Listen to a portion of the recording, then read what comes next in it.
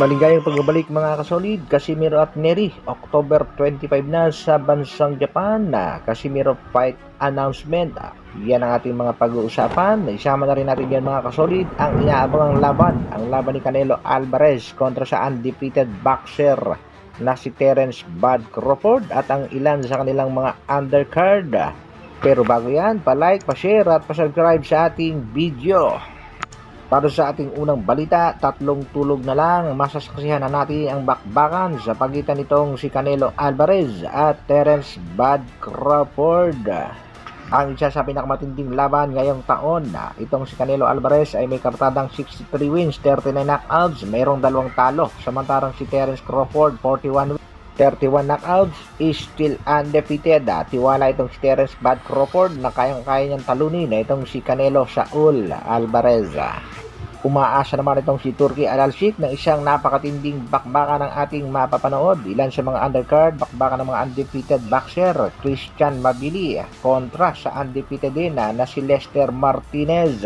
Sasabak din dyan mga kasolid ang undefeated na si Callum Waz, 14-11 knockouts, kontra naman dito kay Fernando Vargas, 17 wins, 50 knockouts, undefeated rin na. Marami naman mga boxing fans na nagpe-predict na mananalo itong si Saul Canelo Alvarez kontra dito kay Terence Crawford. Ating abangan yan mga kasolid.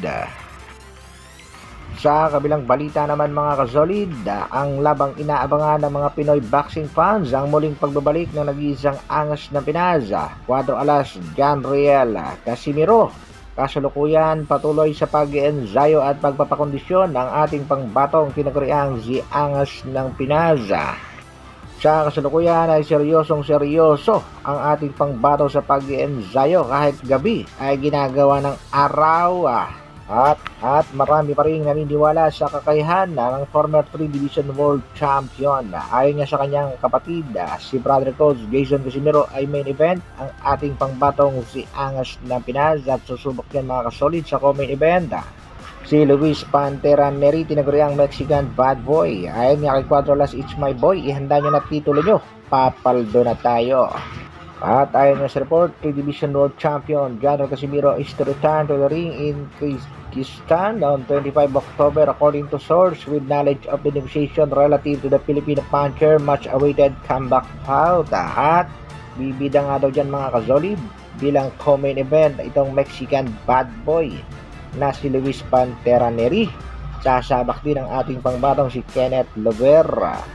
Isang Japanese boxer ang makakalaban ng ating pangbatong si Angas ng Pinas. Kaya hintayin natin mga kasolid ang official announcement ng Kameda Promotion.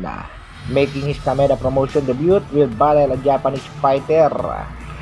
So hanggang dito na lang muna mga kasolid. Maraming salamat sa patuloy na pagsuporta at panonood. Mabuhay Dr. Alvin Vlogs.